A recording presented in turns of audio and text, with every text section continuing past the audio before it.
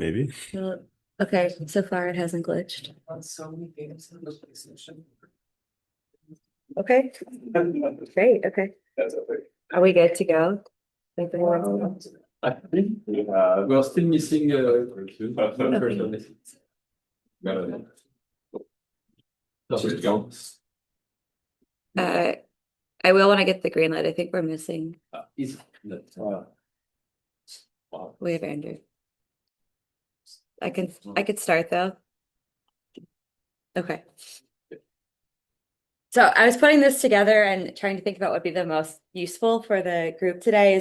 This will be, some exposure to LiDAR. Some of you might have worked with it before, but for those that haven't, you'll have an hour with me today and then a little bit this afternoon and then not a whole lot. And so I wanted to kind of weave together what I think are the really exciting applications of LiDAR and talk to you a bit about the story of how I got involved in it. And then also talk through the technical aspects, in particular the satellite LiDAR products that we have currently available. So the ones that you could actually use in your work right now. And then if you have interest in taking it further, then stay tuned. It's a very small community. We're awesome and we're looking for more. So if you have interest in working with these data more and learning about the complexities, I think we'll be hosting a more full day training workshop at the Ocean Optics meeting and IOCS later this year.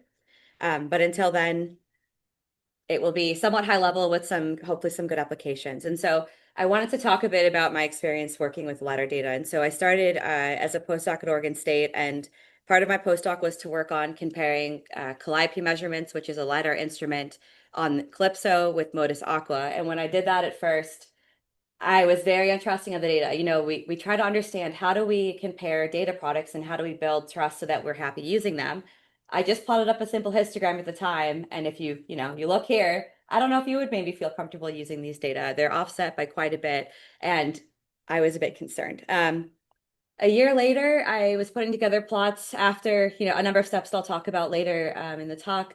But we have, really good performance now that we have with Calypso and Calliope product and compared to Modus Aqua. And I feel a lot more comfortable talking to you about that process and to encourage you to consider using LiDAR in your work. And I also I checked out my phone and I'm very intense about LiDAR nowadays. And so if you knew me in 2019 or 2020, I was pretty grumpy about working with the data and feeling like, what do we have to work with here? But now even my family will message me and about LiDAR. So that could be you. So I want to share a bit about why I love it. And we start, as oceanographers trained in understanding the different complexities across trophic and spatial scales in the ocean. And we know it's a really highly complex system. And we do a lot with relative limitations. And so ocean color has no doubt completely transformed our view of oceanography. And it's an incredible tool. Despite that, it does have, some limitations. For example, as we've been talking about, the signal is exponentially weighted toward the surface. And you have information that's, a kilometer or so wide, and it's really difficult for us to get smaller scale features. And if you are in a situation of highly absorbing aerosols in polar night or just at night globally, we don't have information from passive ocean color. So these are gaps in our understanding as oceanographers. So this is where LiDAR comes in, and this is also a shout out to the Science Visualization Studio who did this for free. I don't know if they're aware of that, but they still haven't billed us to put together an animation of how this works. So the LiDAR active signal produces a pulse. In this case, it's a 532 nanometer signal. It sends out these photons. They move through the atmosphere. They move through thin clouds. They move through the ocean, and they're backscattered. Most of them will be, scattered or absorbed by these constituents, and a very, very small portion will actually be backscattered back to the sensor. But the sensors are designed or can be designed to collect these information to retrieve information about the ocean. We don't have an ocean sensor in orbit yet. And so what you're going to see in today's talk are all, pioneering work that is really using the scraps of other satellite missions that were designed for other purposes. And I think that to me is also what's very impressive at this moment in time that we've been able to say and find some very interesting discoveries that have advanced our understanding of the ocean. And we don't even have an ocean optimized sensor in doing this. And so I hope that can also excite you thinking about where your career goes and what you might expect to see as we look forward to more ocean optimized capabilities. So a view of this, as we talked about yesterday, the active sensing technique is different than passive because it produces the signal and it also records the retrieved signal. That does require quite a bit of power. So you have a laser that sends out a pulse, it moves through the ocean. It will be scattered, by a number of constituents, both in air and at sea. And then a portion of that will come back. And what that looks like in terms of the signal is that you start off with a high signal and it's very quickly attenuated, and especially, at depth, both in the atmosphere and in the ocean. And you often get these peaks at the surface that defines the boundary between air and sea. The basic LiDAR equation is here, and we'll talk about it a bit more in lab and work through some examples of how to maximize photon retrieval from the sensor.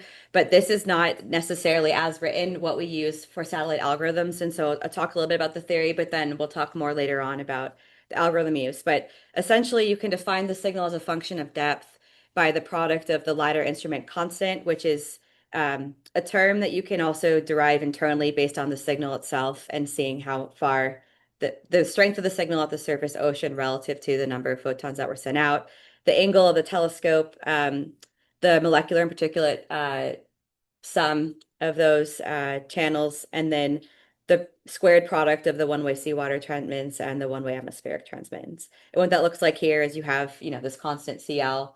I don't think I have all of these this time, but you involve Planck's constant, again, the sum of these beta terms, and then KL, which is the attenuation of the signal, not attenuation of the water body.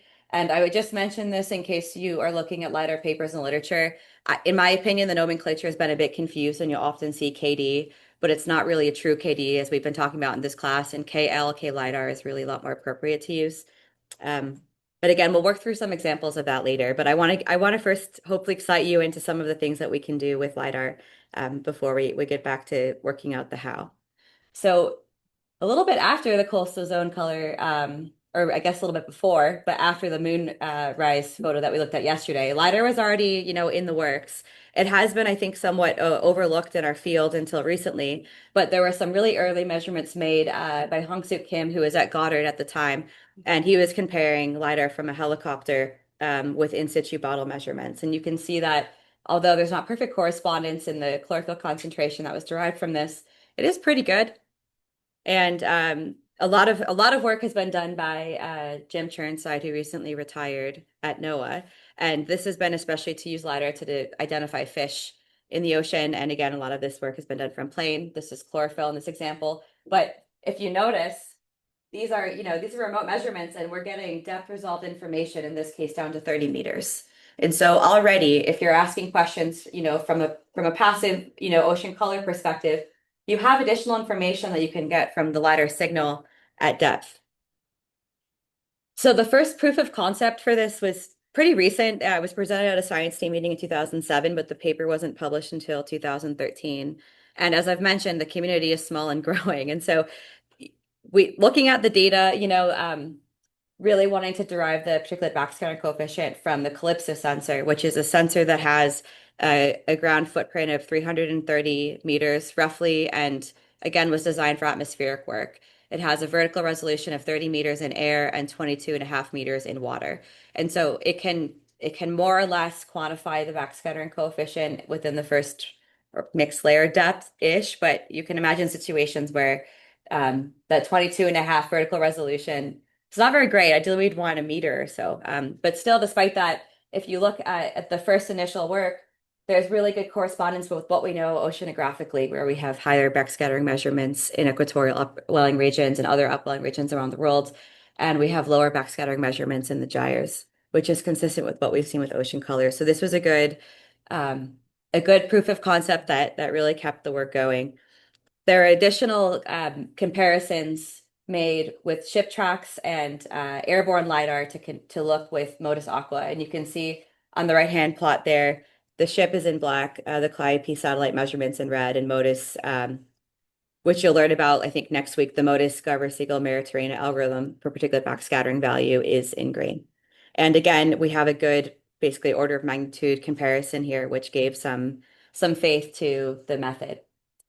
So, why LiDAR? We know we've been talking about that ship measurements are so critical, and at the same time, they're also heavily biased in space and time. And so, over the last 17 years and 7 months, I made this graph, I think, a year ago, so now maybe 18 years since, but I downloaded all the data from CBAS for backscattering, and there are about 1.3 million data points, which is extraordinary.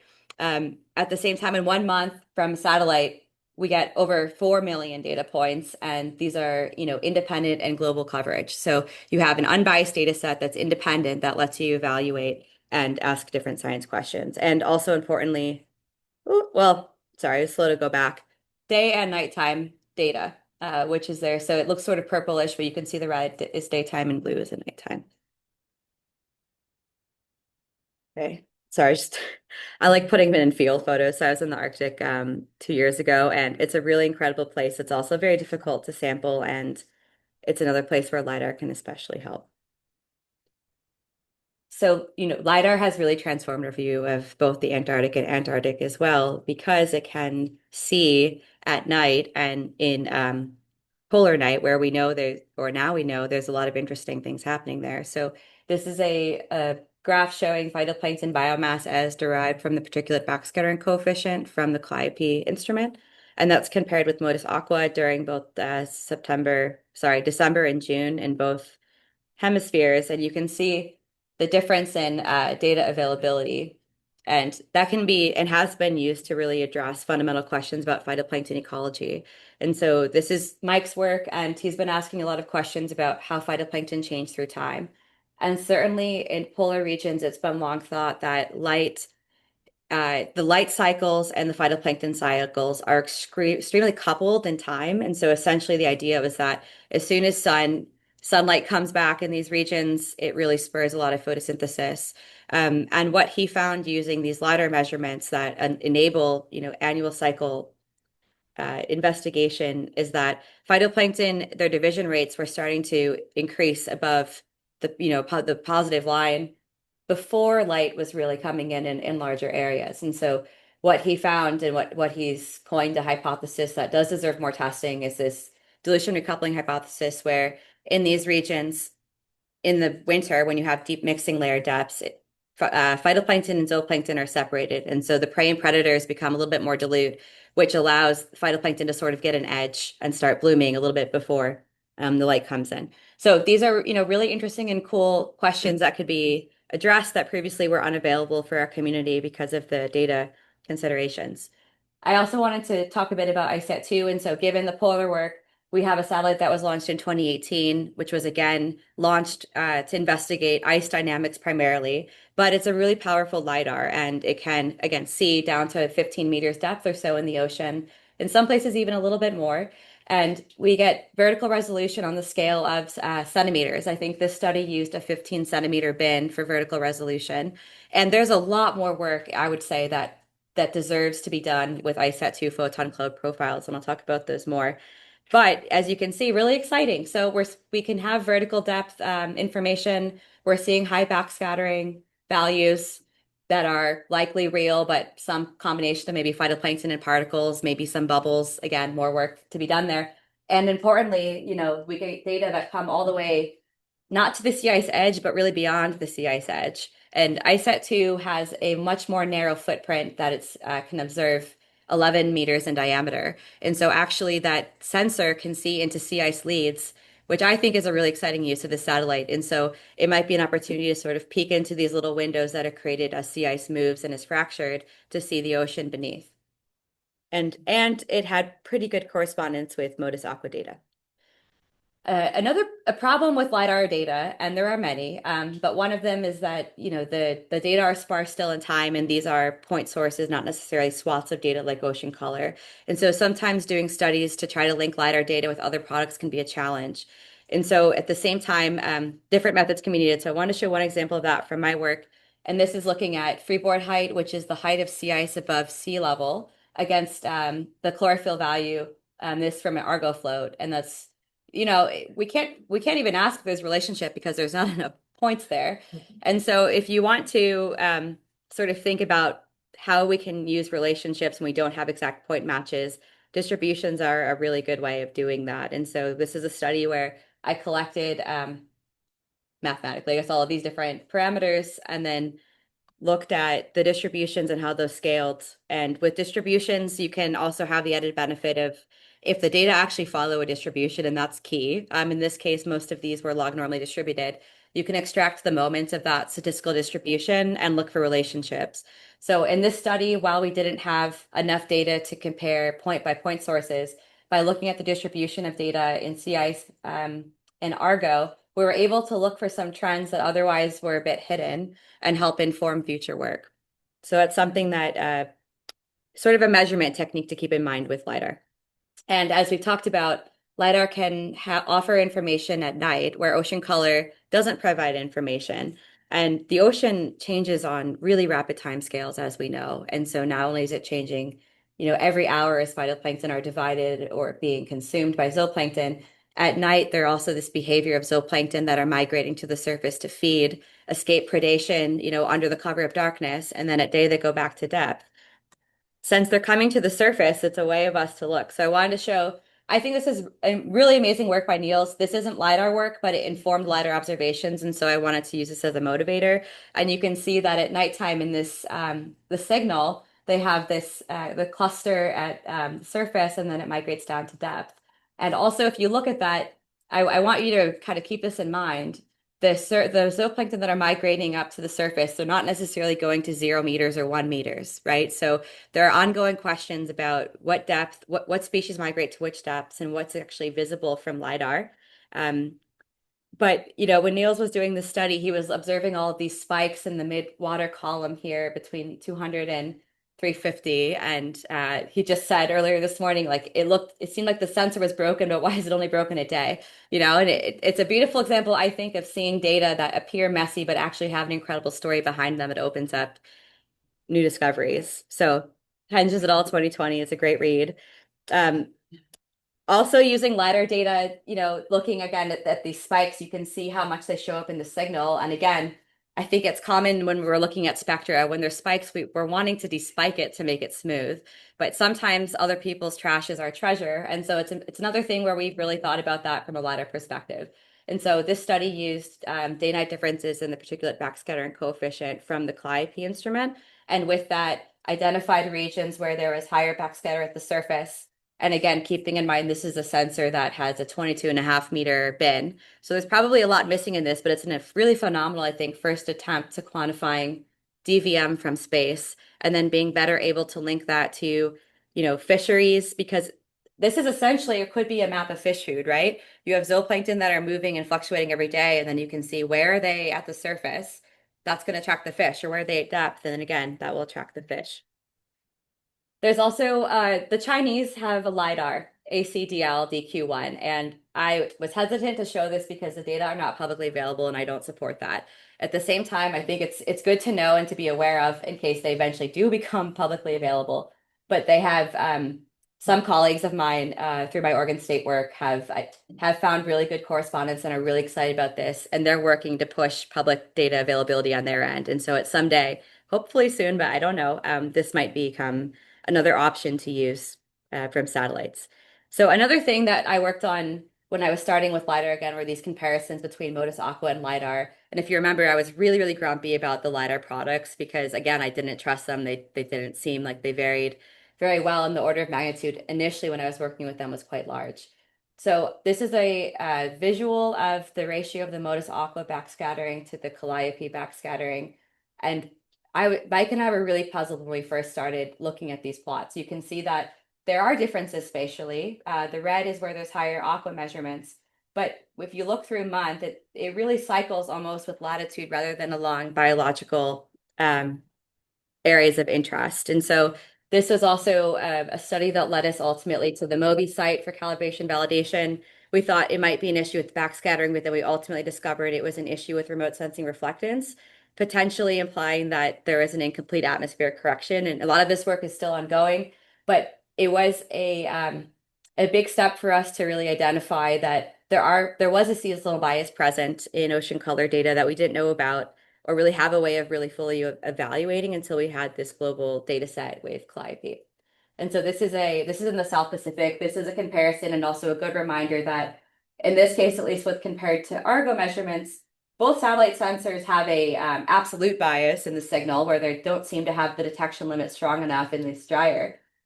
However, you can also see that the Argo measurement is kind of predicting a somewhat flat seasonal cycle, and the Modus Aqua one is almost beautifully parabolic with sun angle compared to Calliope. So this is again something that now moving forward in our work, we can think about how big of a deal is that, and can we fix it, and when does it become important?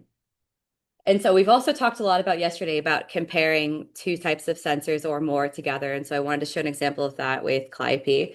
And we know that, and we'll look more into these with the algorithms in the week to come, that remote sensing reflectance is essentially the ratio of backscattering to the sum of a backscattering and absorption. And with Calliope, we have backscattering data from space. And again, these are data that are retrieved independent of anything else. And so this could be used directly to seed, for example, an inversion algorithm that rather than modeling it as an unknown, we could model it as a known, and it lets us have more flexibility and freedom in the other space. So just as we were kind of discussing, how do we extract more information from the data that we're looking at? In some cases, you could think about Bayesian work or like direct substitution type work to see this through. Uh, we have sort of tested this out. I think, again, this is an area where more work is needed, but I looked at the simulation algorithm data and did this sort of seeded approach where we took known backscattering within an inversion framework to retrieve absorption, and we did find improvements. You can see that on the scatter plot. You can also see the improvements are not super substantial necessarily. The blue is the normal case, and the orange is the case when you add backscattering, but you have a much tighter fit along the one-to-one. So it might be an area that could allow improvements. And then on the right hand, we're looking at a global scale where this is not a performance, it's just just the difference between using Calliope versus not in the inversion algorithms. And you can see it tends to be a bit more influential in the higher latitudes, really the northern hemisphere higher latitude, and then also off the coast of Africa in the Benguela upwelling area. There's also a lot of ongoing work to really link LiDAR measurements and backscatter measurements that we're making in situ with what can be seen from space. And so this is work out of Matt's lab, and we have Yeleni, the name brand right here. And so she would be the best person to talk about this. Definitely not me, but what I really like about this study is they're using a glider that's equipped with a number of sensors, including acoustic sensors, and really asking the question, a footprint of HSRL from the plane into the ocean, what does that see compared to the sensor on the glider? And with LiDAR from space, as I mentioned, we have these footprints that are, 11 meters in diameter or maybe 330 meters, depending on the sensor, it can be a big difference. That's a really large volume of water that's being illuminated by the sensor. And as we know from seeing that spike analysis, as you increase your sampling volume, you also increase the concentration of larger animals, larger things. And so it is likely, and we do need more work to really investigate this, what the LiDAR signal is actually seeing. We can derive BBP, but what does that really, what does that mean scientifically? And we have been applying and assuming in many cases it's all phytoplankton, and we're assuming we can use the graph algorithm, for example, to link backscattering to phytoplankton carbon. But there's a lot of really cool questions I think that remain that could be answered here. Another application for LiDAR work, I think that we could test is using more LiDAR measurements to enable ocean color observations because it is really great at quantifying atmospheric signal. And we know that with ocean color, we're scraping with 10% of the signal and doing really cool things with it. So it's very important that we get 90% of the problem as best as we can.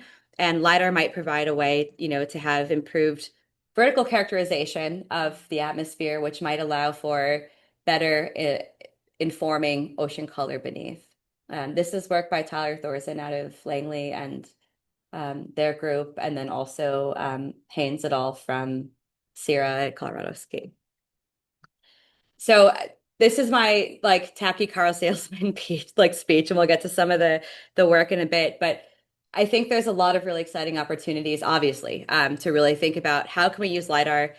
We can definitely use it by itself, but I think even better is using it in combination with other sensors. And so we have PACE in orbit right now. We have SWAT in orbit right now. And we will have Luce, which is a partnership with the Italian Space Agency and NASA in orbit possibly as early as 2032. And this is a LiDAR that for the first time will be more or less more ocean optimized than any other LiDAR we've had. So it's designed to get down to 4 optical depths in the best case scenario. I think 2 or 3 is probably more realistic. But it also, like, think about what we can do with that, right? And at 1 meter vertical resolution scale. So I'm very excited about that. And I think there's a lot of work we need to do at the foundational level before we can really use Luce data to the best of its abilities. But I think until then, we have a lot of really great work we can use with Calliope and ISAT2 as well. So speaking of those satellites we currently have in our wheelhouse, I wanted to walk through those algorithms so that you can feel comfortable using the data and kind of know how they were created and think about if they can help your work or if not. So with Calliope to start, it's been figured out, I would say more, and in some ways is a little bit less messy than ISAT2, but I'll show both cases. They are the 2 LiDARs in orbit currently. Well, actually, sorry, Calliope on Calypso was decommissioned. ISAT2 is the only one we have currently in orbit, but we do have 20-year record from Calliope. So there's a lot of science to be done there. And the algorithm that we use for this, I'll start on the left-hand side. We're using the cross-polarized channel of the sensor, and this is on the particulate side, and that can be described as the product of the transmittance, again, between air and water. This is a constant, and divided by the index of refraction of water, and then you basically integrate over depth, um, sorry, the parameters that you can retrieve routinely from the Calypso mission, as well as some constants. And so on the right-hand side, what you end up getting is this transmittance factor multiplied by the depolarization ratio, a few constants, and then the LiDAR attenuation coefficient, which is dynamic in time and varying as the signal is, again, decaying. The strength of the signal is decaying. So here, this anisotropy factor divided by 2 pi, I think I have, okay, sorry. That's effectively beta pi. And this value, if A is 1 or more or less 1, it implies a beta pi of 0.16, and I'll get to why that matters in a second. So within this space, this depolarization ratio of the particulate side divided by the LiDAR attenuation coefficient times the product of 1 plus the depolarization coefficient. This is totally empirical, and that comes from this histogram. And so Young Hu at Langley had developed a lot of work on this algorithm and with Mike, and basically, looked at comparisons of KD derived from Modus Aqua with the depolarization ratio from Calliope. And in doing so, looking at the spread, defined this as a constant. So this is an area, again, that needs further work. Because it's empirically derived and is 1.6, you can put it into the equation and then get an extremely simple, beautiful equation of a little clunky 7.2 times the particulate ratio, which is it's clear now in the literature, but if you go back to some of the earlier papers, there were a number of editions of how this was derived. And again, there's opportunities to make it better. So I mentioned again that this beta pi would come into play. And I don't know, I think you talked about this probably last week in the scattering work, and Wayne is also maybe going to save the day in helping us develop a beta pi instrument. But if you look at, it's very difficult to measure this scattering angle at 180 degrees, which is what you need for LiDAR measurements as they're flying in nadir.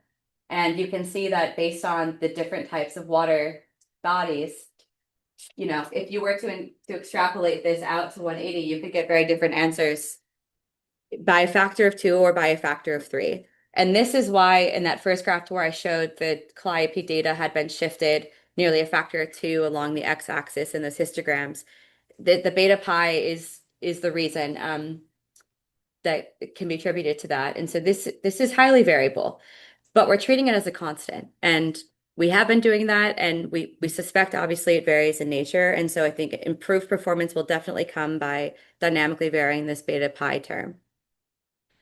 So switching a bit to ISAT2, which is uglier in terms of data processing. These are what the data look like when you get them from the ATL03 product, which is the photon cloud offered from the sensor.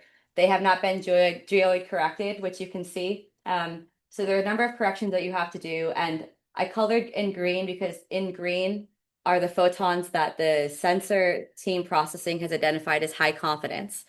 This is what we work with when we are working with data that are not optimized for ocean use.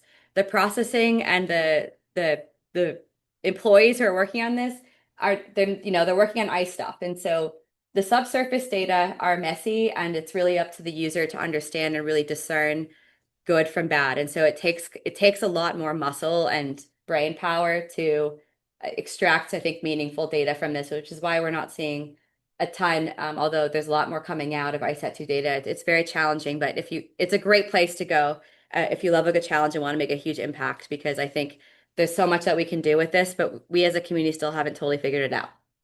So the calibration constant here is derived by taking the value of the photons at the surface divided by the theoretical backscattering coefficient, and that can be derived here as a function of wind speed. And so really importantly, when you have the sensor at nadir, if you have really like white caps, you're going to get a lot of glint and the sensor will probably saturate. Similarly, if you have a specular surface that's really beautifully reflective, you can also get a lot of photons that are returned and the sensor can saturate and not give much information. So there's sort of a Goldilocks situation that we're working with LiDAR. So the data quality, a lot of it can be thrown away. Unfortunately, in a similar analogy, maybe to clouds and passive ocean color. If the conditions are not right to allow quality subsurface penetration, then it's challenging. But these are luckily things that can be done in the processing pipeline and taken care of. In the previous slide, there was a factor for the transmission of the beam from air to water that was estimated at 0.98. But any wave will change significantly. Yes. Or right. Is that taken into account? Or it is to some extent in the processing. This is not in the ISAT2 processing because the calibration coefficient at the surface effectively is incorporating all of that data information. And so the degree of which this surface ocean is scattering those photons will be reflected in the number of photons, the strength of that signal that's at the surface. And so it will vary by everything. And so in this case, we don't have that issue, I guess, as much, but it's again, it's an issue that we should probably work on as a community. So if you'd like to work on it, that'd be great. And here we're looking at a depth profile. I mentioned again, you can go 15 meters to 20 meters or so.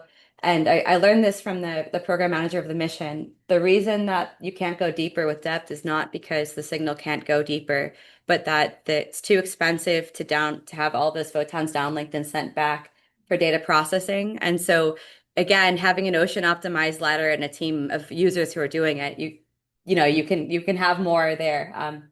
So I thought that was really interesting to note, but there's still some questions, of course, that you can address within the upper, 10, 15 or so meters, but not as many as if we had, 50 meters or 100 meters, obviously. So that's something to keep in mind when thinking about it. There's also within LiDAR data processing, unless you're using an empirical algorithm, mechanically some difficult conversions that need to be made. So the signal and the sensor will have what's called an impulse response function. And so that's if there's nothing in the water and the photons and sensors are going in, based on the characteristics of the photomultiplier tubes that are within the sensor itself, the signal will decay a certain way. And that's called the impulse response function, which is the IRF. That's here in this plot in blue. If you notice in the IRF, you can see two peaks roughly between 2.5 meters or so and 4.5 or 5 meters. And if you didn't know about the IRF, I mean, I think it'd be reasonable. You might see those peaks and think there's something there, So for example, having characteristics of the sensor directly incorporated into the algorithms is really critical when using data from ISAT2. And so it requires a deconvolution, and it's a nonlinear sort of recursive process to take the signal, and in this case it's in black, to deconvolve it from the impulse response function to then get the signal that's been cleaned. And then when that happens, you can then safely calculate the attenuation and see how the signal is decaying. Otherwise, the attenuation that you have won't be a true attenuation of the water body. It will be construed with the instrument artifacts themselves. So there's this isn't meant to deter anyone. I just wanted to show some cases of tricky data from ISAT2 in the photon clouds that make it both a really fun sensor to use because there's a lot of exploration here, but also it might be easy to the untrained eye to interpret things differently, like scattering layers. That might to somebody look like a scattering layer, but they're after pulses again that are coming from the impulse response function. And that's essentially because the density changes from air to sea, and that signal has a sort of lag time, and you get these weird jumps and peaks that come up. Another thing that I mentioned happens is you can have what's called these sort of dead zones. And if the surface is highly reflective and the sensor cannot count the photons essentially fast enough as it was designed to do, photons can still be returned to the sensor, but it won't record them and have them as a timestamp. And so essentially a dead zone and these saturations. And often with saturations, you can also have a dead time feature, which is what that little subsurface feature is under there. So it takes a reasonable amount of cleaning, but then you can get really good profiles. I am really impressed with ISAT2's capability to quantify vertical water column structure. And I also wanted to bring this up because, in my opinion, I don't think this is super well described in the literature. But when comparing these products with Calliope, as I mentioned, we have a 30-meter vertical resolution in air and a 22.5 vertical resolution in water. So, what happens if you have a bin that contains both ocean and air, right?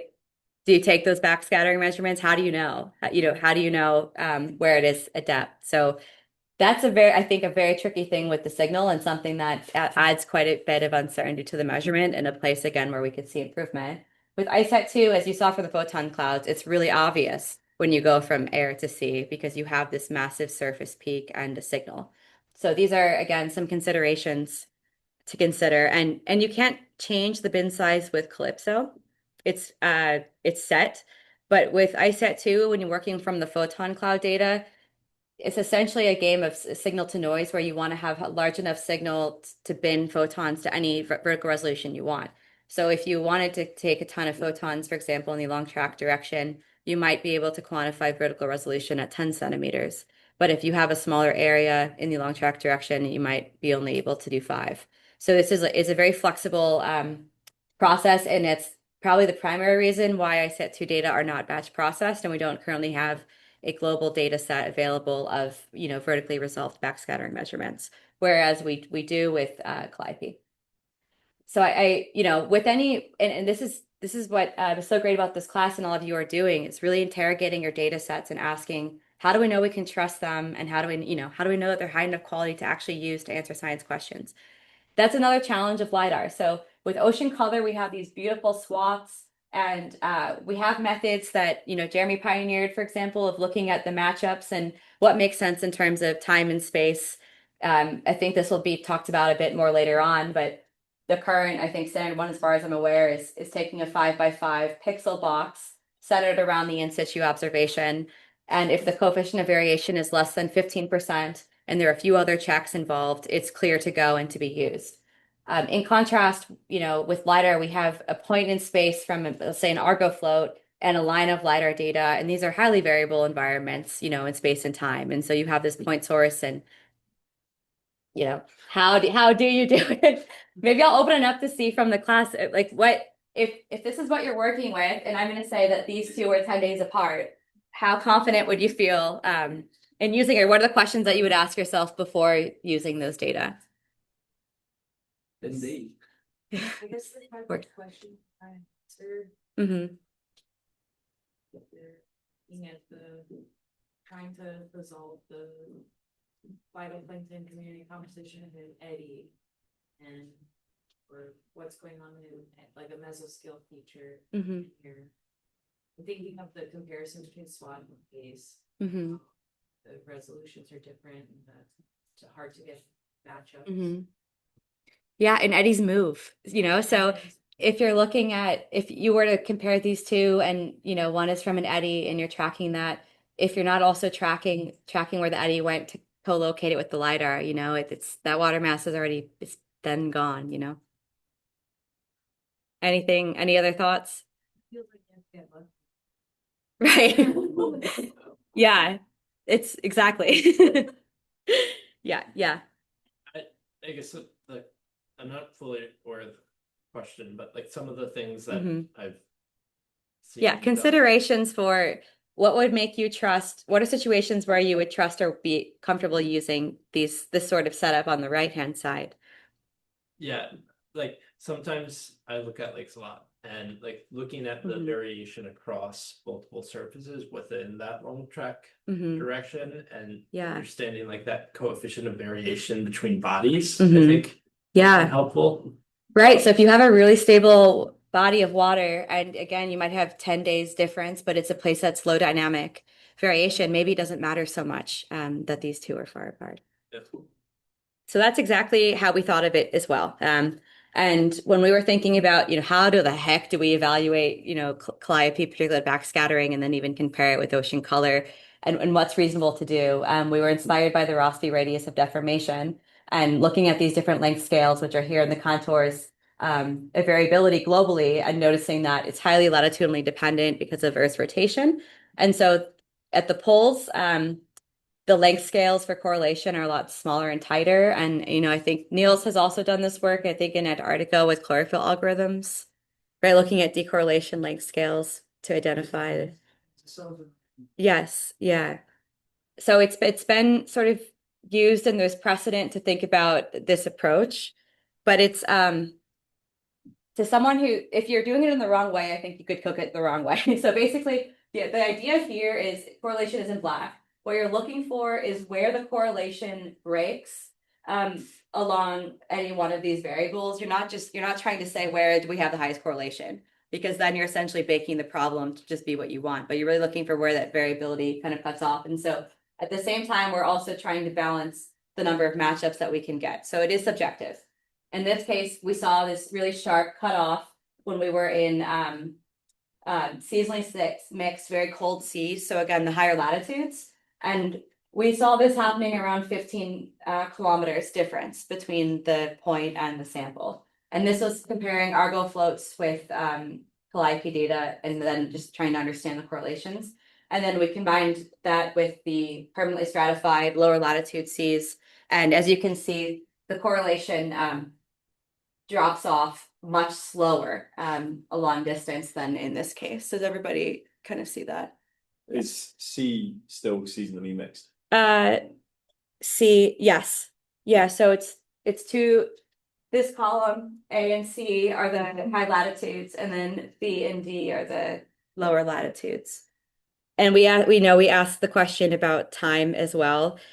So could we get, how many matchups can we have?